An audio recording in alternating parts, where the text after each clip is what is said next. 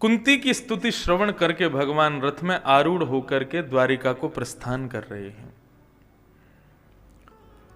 जैसे ही ठाकुर जी द्वारिका को प्रस्थान करने लगे, इतने में ही क्या देखा कि पांडवों के अग्रज युधिष्ठिर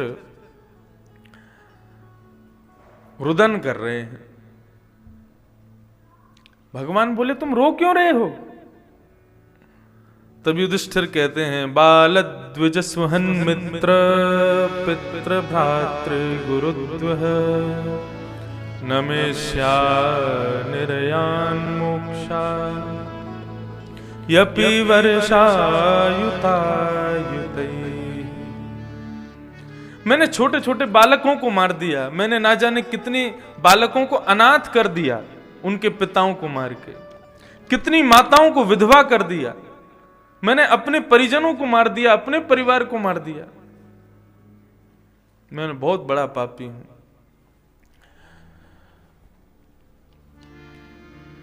कितना भी कुछ कर लूं, लेकिन मुझे नरक जाने से कोई नहीं रोक सकता। युधिष्ठिर को खेद हो रहा है अपने द्वारा किए गए महाभारत युद्ध के बाद। बंधुओं देखो, एक बात समझिएगा, अर्जुन को भी खेद हुआ था। कब? जब महाभारत का युद्ध प्रारंभ होने वाला था, तब अर्जुन भगवान से कहता है कि मेरे रथ को उभय सेना के बीच में ले जाकर के खड़ा कर दो, कृष्ण मैं देखना चाहता हूं मुझे किसे मारना है। तब भगवान अर्जुन के रथ को ले जाकर के खड़ा करते हैं, और अर्जुन जैसे ही देखता है सामने कौन है, मेरे भाई, मेरे बंधु, मेरे चाचा, मेरे ताऊ, मेरे सखा, मेरे गुरु, मेरे मित्र। जब अर्जुन इस दृष्टि को देखता है, इस दृश्य को देखता है, अपने धनुष बाण को रख देता है, मैं नहीं युद्ध करूंगा,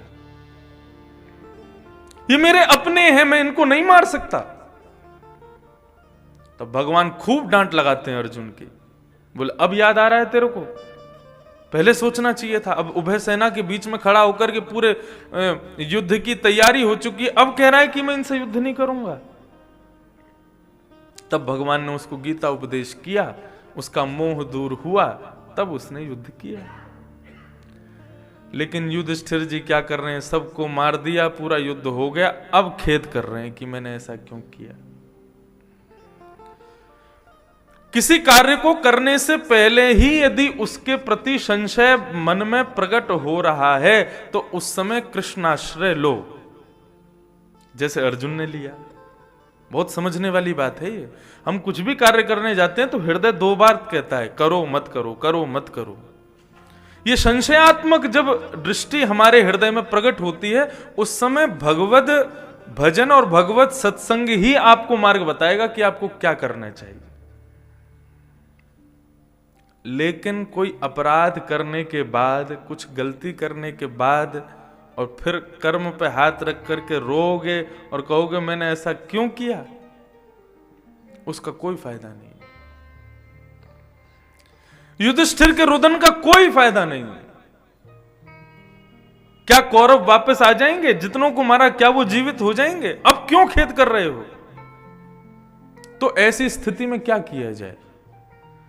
यदि कोई अपराध बन गया है, कोई कार्य हमसे गलत हो गया है, तो उसके बाद में खेद नहीं करो, पुनः ऐसा नहीं होगा, ये दृढ़ संकल्प ले लो। उसी समय अन्न, चावल, जल और दक्षिणा रख के संकल्प लीजिए कि नहीं करेंगे हम, और यदि करें तो अगले जन्म में जल के भाव से हम प्यासे रहेंगे, अन्न के भाव से भूखे रहेंगे और धन के भाव से निर्धन रहेंगे, यदि हम ऐसा दोबारा करें तो।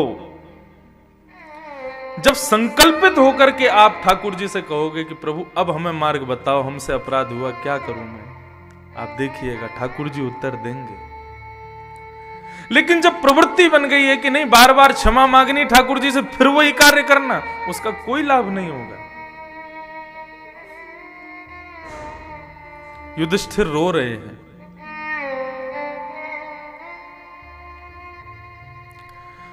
भगवत सन्निधि में रुदन भगवत विरह में हो सकता है, लेकिन अपने द्वारा किए गए कृत्य पर कभी रुदन नहीं होगा यदि भगवत सन्निधि है तो। बालक दो स्थिति में रोता है, मैं अपनी कथा में बताता हूं। या तो किसी पराये की गोद में जाकर के रोता है, अपनी मां को खोजता है, कहां है मेरी मां, और अपनी मां की गोद में भी रुदन कर रहा है। तो इसका तात्पर्य क्या है? या तो वो भूखा है, या तो उसको कोई पीड़ा है, या फिर वो अपनी मां को भी पहचान नहीं पा रहा है। यही स्थिति होती है बालक के रुदन की। लेकिन युधिष्ठिर जो रो रहे हैं, इसका कारण क्या है? वो अन्य किसी की गोद में तो है नहीं, ठाकुर जी ने पग से पग मिला करके युद्ध में साथ दिया है। तो ठाकुर जी की सन्निधि में भी रुदन क्यों हो रहा है? या तो कोई पीड़ा है। अरे पीड़ा है तो ठाकुर जी हैं तो सही पीड़ा को, भगवान के रहते हुए रुदन, सारे कष्ट सारे क्लेशों को दूर करने वाले वे हैं, फिर रुदन कैसा? एक ही कारण है कि वो भगवान को अभी पहचान नहीं पाया है। युधिष्ठिर अभी जान नहीं पाया है कि कौन सत्ता मेरे साथ खड़ी है।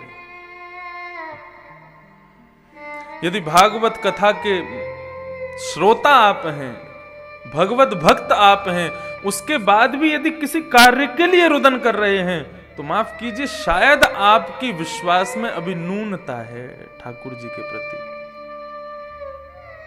नहीं तो रुदन कैसा?